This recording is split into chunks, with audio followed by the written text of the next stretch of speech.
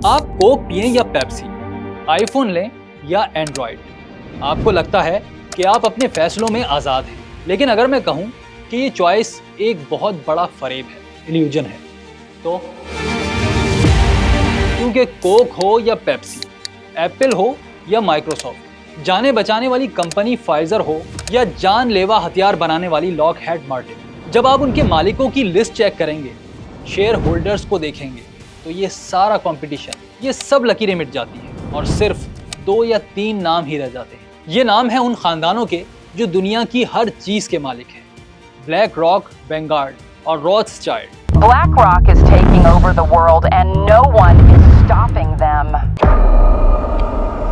लेकिन एक minute, YouTube पर आपको इस मौजू पर हजारों वीडियोस मिल जाएंगे, जिनमें सीक्रेट एजेंडा, सीक्रेट तंजीमों, इल्यूमिनाटी, शैतान की पूजा और पता नहीं क्या क्या होगा। लेकिन आज इनकलाब पर हम आपको किसी कॉन्स्पिरेसी थ्योरी की तरफ नहीं लेकर जाएंगे। हम साजिश की नहीं, रियलिटी की बात करेंगे। बात करेंगे मैथमेटिक्स की, फाइनेंस की, और जानेंगे कि किस तरह ये खानदान और ये कंपनियां शैडो गवर्नमेंट्स बनी हुई, ये जंगें करवाती हैं, हुकूमतें गिराती हैं और कैसे मेरी और आपकी जेब से पैसा निकालती है, इस तरह कि हमें पता भी नहीं चलता।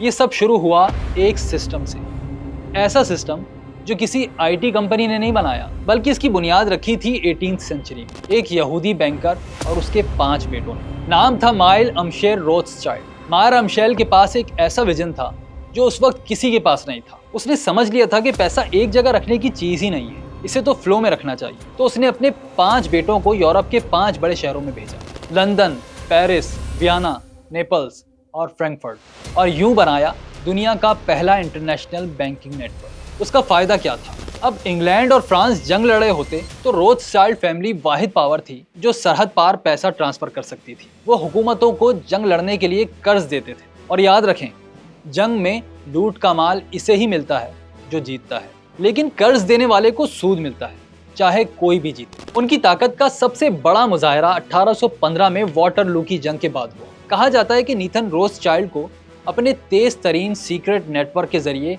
नेपोलियन की हार की खबर हुकूमत से भी पहले मिल गई थी। उसने लंदन स्टॉक मार्केट में टेंशन फैलाकर सस्ते दामों सब कुछ खरीद लिया, और जब फ्रांस के मुकाबले में बरतानिया की जीत की खबर मिली तो एक ही दिन में वो बरतानिया का फाइनेंशियल किंग बन चुका था। चाहे ये कहानी सच हो या ना हो, लेकिन पैसे की दुनिया में रियलिटी देखें तो वो यही है कि 19th सेंचुरी के मिड तक रोथस्चाइल्ड खानदान यूरोप के बड़े बड़े बैंकों का मालिक बन चुका था। मायर अमशेल का एक कॉल है, या फिर कहा जाता है कि ये बात उन्होंने ही कही थी कि मुझे किसी मुल्क का पैसा कंट्रोल करने दो, फिर मुझे परवाह नहीं कि वहाँ कानून कौन बनाता है। आप देख रहे हैं ना कि बंदे का दिमाग कितना चलता है। लेकिन यहाँ एक बड़ा सवाल पैदा होता है, अगर ये खानदान इतना ही ताकतवर था तो आज हम दुनिया के अमीर तरीन लोगों की लिस्ट में उन्हें क्यों नहीं देखते? यहाँ एलॉन मस्क और जेफ बेजोस तो हैं, लेकिन किसी रोथस्चाइल्ड का नाम नजर नहीं आता। क्या वो गरीब हो गए?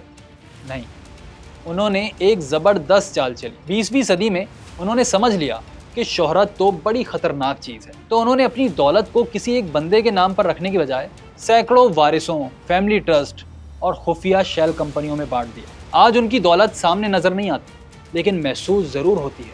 आज रोथ खानदान को एंड रोथस्चाइल्ड के जरिए दुनिया का सबसे बड़ा फाइनेंशियल एडवाइजर है। इसका काम क्या है? ये कि जब भी दुनिया में कोई बहुत बड़ी डील होती है, मसलन जब एक बड़ी कंपनी दूसरी को खरीदती है, मर्जर या एक्यूजेशन होते हैं, तो इस डील को करवाने वाले, इसके रेट लगाने वाले और इसके पीछे दिमाग लड़ाने वाले रोथस्चाइल्ड के बैंकर्स ही होते हैं। लेकिन एक मिनट, ये मत समझें कि उनकी असल ताकत कॉरपोरेट वर्ल्ड में है। बिल्कुल नहीं, उनकी असल पावर सियासी है। ये सॉवरेन डेट रिस्ट्रिक्शंस के बादशाह हैं। ये ज़रा मुश्किल टर्म लग रही है ना, आसान लफ्ज़ों में बताता हूँ। तो जब भी कोई मुल्क दिवालिया होने लगता है, जैसे यूनान, तो रोथस्चाइल्ड के एडवाइज़र वहाँ जाते हैं और उस हुकूमत को बताते हैं कि कर्जा कैसे वापस करना है, कौन से एसेट्स को बेचना है और मुल्क की इकोनॉमिक पॉलिसी क्या होनी चाहिए। जैसे अभी जंग के दौरान यूक्रेन के कर्जों की रिस्ट्रिक्शन का ठेका किसे मिला? रोथस्चाइल्ड एंड को। हुकूमतें बदल जाएं, जंगें हो जाएं, लेकिन उस मुल्क का खाता यही फैमिली चलाती है। और पैसे से आगे बढ़कर देखें तो दुनिया की सबसे अहम मैगजीन द इकोनॉमिस्ट में रोथस्चाइल्ड फैमिली का बड़ा शेयर रहा है। ये वो मैगजीन है जो दुनिया भर के लीडरों की राय बनाता है और हाँ, फ्रेंच प्रेसिडेंट मैक्रोन सियासत में आने से पहले रोथस्चाइल्ड बैंक में नौकरी करते थे। जी हाँ, ये खानदान किंग नहीं, किंग मेकर है।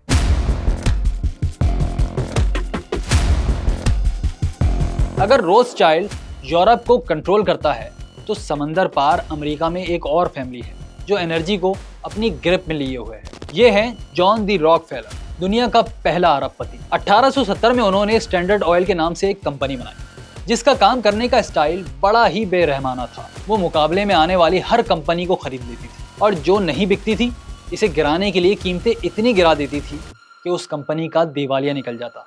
फिर वो वक्त आया जब अमेरिका का 90% ऑयल अकेले रॉकफेलर के हाथ में था। यानी बिजली हो या गाड़ी का पहिया, हर चीज रॉकफेलर की मर्जी से चलती थी। ये थी मोनोपोली। जब अमेरिकी गवर्नमेंट ने तंग आकर 1911 में स्टैंडर्ड ऑयल को तोड़ दिया, तब भी रॉकफेलर को नुकसान नहीं हुआ, बल्कि वो और अमीर हो गया, क्योंकि तोड़कर बनाई गई छोटी कंपनियां शेवरॉन, मोबिल, एक्सॉन भी इनडायरेक्टली उसी के कंट्रोल में थी। 20वीं सदी के शुरू में तो रॉकफेलर वो बंदा बन गया था जिससे अमेरिका में सबसे ज्यादा नफरत की जाती थी। लोग इसे रॉबर बैरन यानी डाकू नवाब कहते थे। तब रॉकफेलर ने एक ऐसी चाल चली जिसने समझे आज की कॉर्पोरेट वर्ल्ड को बनाया। उसने दुनिया के पहले पीआर गुरु आईवी ली को नौकरी पर रख लिया। दोनों ने मिलकर फैसला किया कि अगर हम दुनिया को कंट्रोल करना चाहते हैं तो हमें मालिक बनकर नहीं बल्कि लोगों का खैरख्वाह बनकर सामने आना होगा। और फिर उन्होंने बनाई रॉकफेलर फाउंडेशन, चर्च, स्कूल और अस्पताल बनाना शुरू कर दी। अपने काले धन को सफेद करने का आर्ट इजाद कर लिया। कोई नहीं जानता था कि ये रॉकफेलर फाउंडेशन जो पैसा लगा रही है वो खैरात नहीं, असल में इन्वेस्टमेंट है। रॉकफेलर जान चुका था कि मुस्तकबिल तेल में नहीं, जहन साजी में है। इसने जनरल एजुकेशन बोर्ड बनाया जिसका मकसद थिंकर पैदा करना नहीं बल्कि वर्कर पैदा करना था जो उनकी फैक्ट्रियों में काम कर सके। 1910 में उसने फ्लेक्सनर रिपोर्ट को फंड किया। इस रिपोर्ट की बुनियाद पर उन्होंने अमेरिका में हर्बल और कुदरती इलाज यानी नेचुरल मेडिसिन को गैर साइंसी करार देकर खत्म करवा दिया और सिर्फ एलोपैथिक दवाइयों को फरोग दिया। आज का पूरा एलोपैथिक मेडिकल सिस्टम और बड़ी फार्मा कंपनियां इसी रॉकफेलर मॉडल की पैदावार है। न्यूयॉर्क में अक़वाम मुत्तहिदा का हेडक्वार्टर तक जिस जमीन पर खड़ा है वो जॉन डी रॉकफेलर जूनियर ने डोनेट की थी। ये जाहिर करता है कि पैसों के जरिए इंटरनेशनल पॉलिटिक्स की बुनियाद किसने रखी। तो इतना सब कुछ करवाने वाला खानदान आज कहाँ है? रोथस्चाइल्ड की तरह ये भी फोर्ब्स की लिस्ट में तो नजर नहीं आते, लेकिन हकीकत ये है कि उनका कंट्रोल पहले से ज्यादा मजबूत है। आज ये तेल नहीं बेचते, आज ये पॉलिसियां बेचते हैं। आज ये खानदान दुनिया की ताकतवर तरीन थिंक टैंक चलाता है, जैसे काउंसिल ऑन फॉरेन रिलेशन और ट्राइलेटरल कमीशन। अमेरिका का सदर कोई भी हो, डेमोक्रेटिक या रिपब्लिकन, उसकी काबीना के ज्यादातर लोग उन्हीं थिंक टैंक से आते हैं। आजकल ये जो लोग ग्रीन एनर्जी और फूड सप्लाई में तब्दीलियां देख रहे हैं, इसके लिए सबसे ज्यादा फंड रॉकफेलर फाउंडेशन देती है। उन्होंने तेल से दुनिया को चलाया और अब वो ग़िज़ा और मौसम को कंट्रोल करके दुनिया को चलाना चाहते हैं। उन्होंने एक ऐसा ग्लोबल सिस्टम बनाया जिसमें हुकूमतें आती जाती रहती हैं, लेकिन पॉलिसियां उन इदारों के जरिए हमेशा एक ही सिम्त में चलती रहती हैं।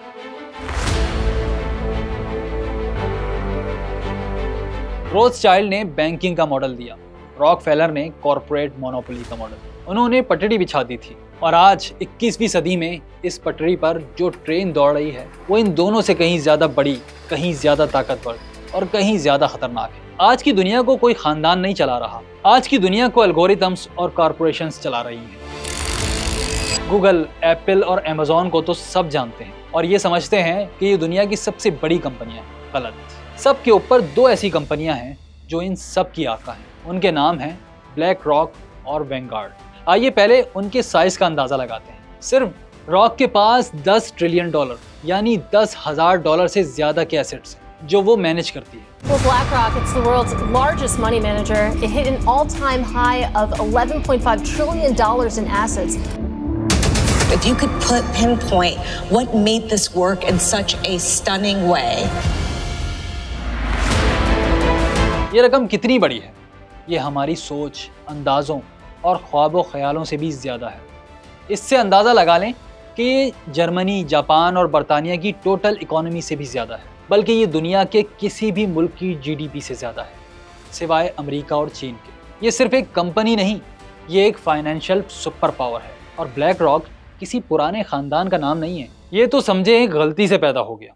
कहानी शुरू होती है 1980 की दिहाई में एक अमेरिकन यहूदी Lawrence Douglas Fink first Boston bank में ट्रेडर था। वो बैंक का स्टार था जिसने अपने इदारों को करोड़ों कमा कर दिए। लेकिन 1986 में उसने गलत अंदाजा लगाया और एक गलत ट्रेड कर दी। सिर्फ एक झटके में बैंक को $100 मिलियन का नुकसान हो गया। इसका नतीजा क्या निकला होगा? आप बिल्कुल ठीक समझे, इसे जलील करके बैंक से निकाल दिया गया। 1986, we lost money. I was so angry at myself. Now it drove. I was just mortified at myself. इस जिल्लत ने फिंक के अंदर एक जुनून पैदा कर दिया। उसने कसम खाई कि वो एक ऐसा सिस्टम बनाएगा जो गलती का इम्कान ही खत्म कर देगा, एक ऐसा सिस्टम जो फ्यूचर में देख सकेगा। और फिर उसके जुनून ने 1988 में ब्लैक रॉक को जन्म दिया। अब सवाल ये है कि आज $10 ट्रिलियन की इस सल्तनत का मालिक कौन है? क्या ये फिंक फैमिली की है? जवाब है बिल्कुल नहीं। ब्लैक रॉक एक पब्लिक लिस्टेड कंपनी है, उसका कोई एक मालिक नहीं है।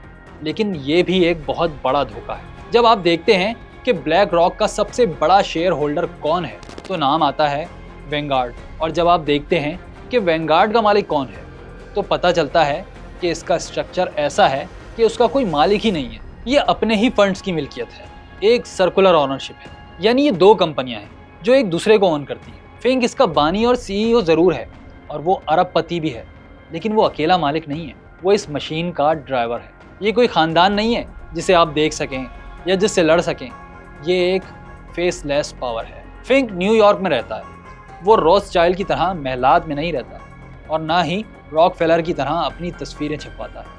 लेकिन उसकी ताकत का अंदाजा इस बात से लगाएं कि जब यूक्रेन की जंग खत्म करने और उसके बाद रीबिल्डिंग की बात हुई तो यूक्रेन के प्रेसिडेंट ज़ेलेंस्की ने अमेरिकी सदर को फोन नहीं किया, उन्होंने वीडियो कॉल की फिंक को। क्यों?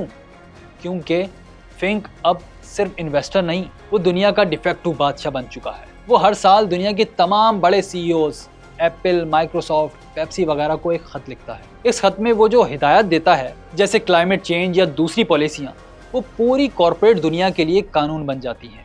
क्योंकि अगर उन्होंने बात ना मानी तो फिंक एक बटन दबाकर उनकी कंपनी की वैल्यू गिरा सकता है।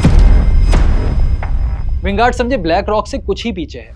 ये दोनों कंपनियां मिलकर दुनिया की तकरीबन हर बड़ी स्टॉक मार्केट को कंट्रोल करती हैं। और हाँ, यहीं पर हम आपकी चॉइस का फरेब भी तोड़ते हैं, जिसका जिक्र हमने शुरू में किया था। जब आप कोक को ठुकराकर पेप्सी पीते हैं तो आपको लगता होगा कि आपने कोक को नुकसान पहुंचाया। लेकिन एक मिनट, स्टॉक मार्केट का डाटा खोलकर देखें कि कोका कोला का सबसे बड़ा शेयर होल्डर कौन है। जवाब मिलेगा ब्लैक रॉक और वैनगार्ड। और पेप्सी का सबसे बड़ा शेयर होल्डर कौन है?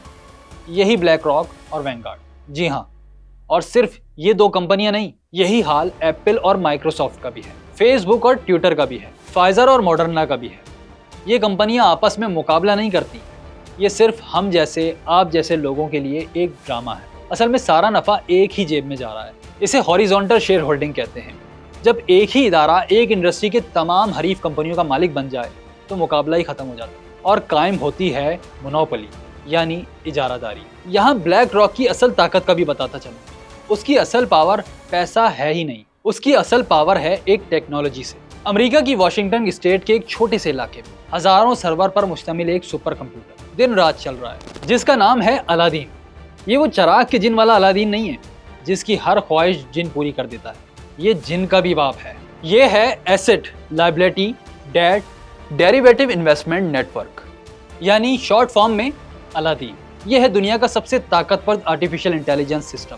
अलादीन दुनिया की हर मार्केट, हर बैंक, हर ट्रेड पर नजर रखता है। ये हर सेकंड में करोड़ों हिसाब लगाता है। ये दुनिया के 21 ट्रिलियन डॉलर के एसेट्स का रिस्क मॉनिटर करता है। इसकी ताकत का अंदाजा इस बात से लगाएं कि जब 2008 में अमेरिका का फाइनेंशियल सिस्टम डूब रहा था तो अमेरिकी गवर्नमेंट के फेडरल रिजर्व ने किसी बैंक से नहीं बल्कि ब्लैक रॉक से मदद मांगी थी। उन्होंने कहा, प्लीज अपने कंप्यूटर से पूछकर बताओ कि हम किन बैंकों को बचाएं और किन को डूबने में। आज दुनिया की हुकूमतें फैसले नहीं करती, ये फैसले कंप्यूटर करता है। ये वो आंख है जो सब कुछ देख रही है और इस मशीन को कंट्रोल करने वाला बंदा एक ही है, लैरी फिंक। जी हाँ, उसी ब्लैक रॉक का सीईओ। और आखिर में इन दोनों कंपनियों की ताकत का सबसे खौफनाक इस्तेमाल बताता चला, क्योंकि ब्लैक रॉक और वैनगार्ड कुछ और चीजों के भी मालिक हैं। नंबर 1 मीडिया, जो जंग का खौफ फैलाता है, और नंबर 2 हथियार बनाने वाली कंपनी लॉकहीड मार्टिन और रेथियोन, जो बनाती हैं दुनिया के खौफनाक तरीन हथियार। और दुनिया की हुकूमतें भी उनकी जेब में हैं। जिन्हें ये इलेक्शन में फंड्स देते हैं और वो साइकिल बनाते हैं जो आपको अब समझ आ रहा होगा। उनका मीडिया बताता है कि जंग होने वाली है, हुकूमत डर कर अरबों डॉलर के हथियार खरीदती है, असलहा बनाने वाली कंपनियों के शेयर्स ऊपर जाते हैं और ब्लैक रॉक जो उनकी मालिक है अरबों डॉलर कमाती है। और जब जंग से मुल्क तबाह हो जाता है तो रिकंस्ट्रक्शन के ठेके भी उन्हीं कंपनियों को मिलते हैं। जंग उनके लिए तबाही नहीं, एक बिजनेस मॉडल है। ये कंपनियां अब इतनी बड़ी हो चुकी हैं कि रियासतों से ज्यादा ताकतवर, तारीख के किसी भी बड़े से बड़े खानदानों से भी बड़ी हैं। ये किसी मुल्क की वफादार नहीं, ये एक ग्लोबल एलीट है जिसका वाहिद मजहब पैसा और कंट्रोल है। लेकिन उनका अगला मंसूबा सिर्फ पैसे तक महदूद नहीं, उनका अगला मंसूबा आपकी ऑनरशिप खत्म करना है।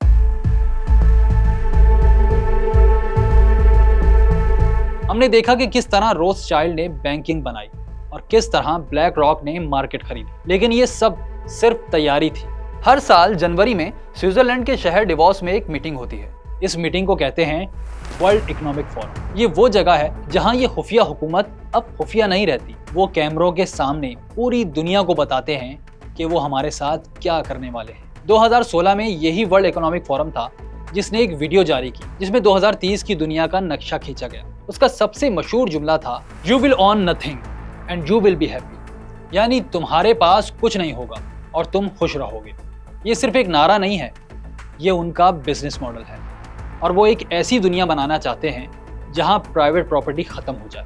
आपका घर वो आपका नहीं होगा, आप इसे ब्लैक रॉक से किराए पर लेंगे। आपकी गाड़ी आप इसे उबर या टेस्ला से सब्सक्रिप्शन पर लेंगे। यहाँ तक कि आपके कपड़े और फर्नीचर भी किराए के होंगे। ये आज के सब्सक्रिप्शन मॉडल भी समझे इसी सोच पर बने हैं। एक जमाना था जब फिल्में और म्यूजिक हमारे पास फिजिकल सूरत में होती थी, कैसेटों में, सीडीज में और डीवीडीज में। लेकिन आज क्या है, नेटफ्लिक्स, स्पॉटिफाई और इस तरह के सब्सक्रिप्शन मॉडल आ गए हैं। दुनिया की सबसे बड़ी टैक्सी सर्विस उबर के पास अपनी कोई गाड़ी नहीं, एयरबीएनबी की मलकियत में एक घर भी नहीं, दुनिया की सबसे बड़ी सोशल मीडिया कंपनी फेसबुक अपना कोई कंटेंट नहीं बनाती। क्या आपको लगता है कि ये मजाक है? बिल्कुल नहीं। अब तो अमेरिका और यूरोप में ब्लैक रॉक और वैंगार्ड अरबों डॉलर खर्च करके आम लोगों के घर खरीद रहे हैं। वो मार्केट से घर गायब कर रही है ताकि आम आदमी घर खरीद ही ना सके और सारी जिंदगी किराएदार बनकर रहे। प्रोडक्ट का मालिक नहीं, सब्सक्राइबर बने।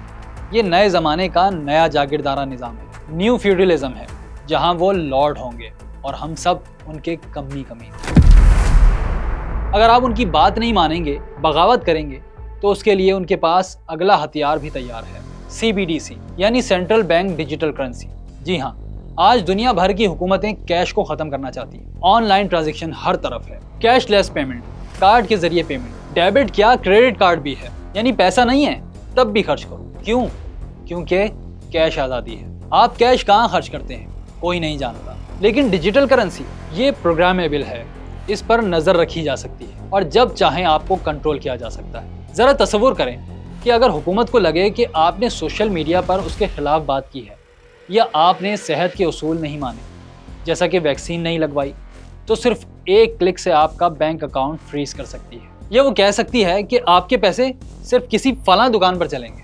इसकी एक अमली मिसाल हम चाइना में देख भी रहे हैं, जहाँ का सोशल क्रेडिट सिस्टम यही कुछ कर रहा है। ये पैसा नहीं है, ये कंट्रोल का वाउचर है। ये वो डिजिटल जेल है जिसकी दीवारें नजर नहीं आती, लेकिन जिससे फरार नामुमकिन है। और इस पूरे मंसूबे का मास्टरमाइंड है एक बंदा जिसका नाम है क्लास श्वाब। उसने कोविड-19 के दौरान एक किताब छापी थी, द ग्रेट रीसेट, जिसमें उसने खुलकर कहा कि ये वबा एक नायाब मौका है कि हम दुनिया के इकोनॉमिक और सोशल स्ट्रक्चर को रीसेट करें। टारगेट सिर्फ एक है, एक कॉरपोरेट गवर्नमेंट जहां नेशनल स्टेट्स कमज़ोर होंगे और मल्टीनेशनल कंपनियां जैसे ब्लैक रॉक और वैंगार्ड दुनिया के कानून बनाएं, जहां जमहूरियत का मतलब वोट देना नहीं बल्कि उन कॉरपोरेशंस के एजेंडे पर अमल करना हो। ये पूरी सिचुएशन क्या बताती है? ये कि लैरी फिंक हो या रोथस्चाइल्ड के बच्चे, ये भी इंसान हैं, बूढ़े होते हैं, मर जाते हैं, लेकिन जो सिस्टम उन्होंने बनाया है वो जिंदा है।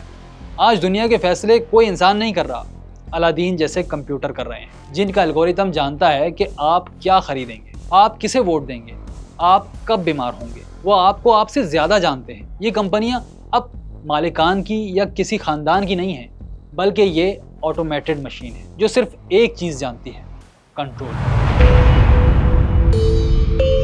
अब ज़रा अपने हाथ में मौजूद फ़ोन को ही देख लें। जिस प्लेटफॉर्म पर आप ये वीडियो देख रहे हैं, यूट्यूब, उसका मालिक कौन है? गूगल। और गूगल का सबसे बड़ा शेयर होल्डर कौन है?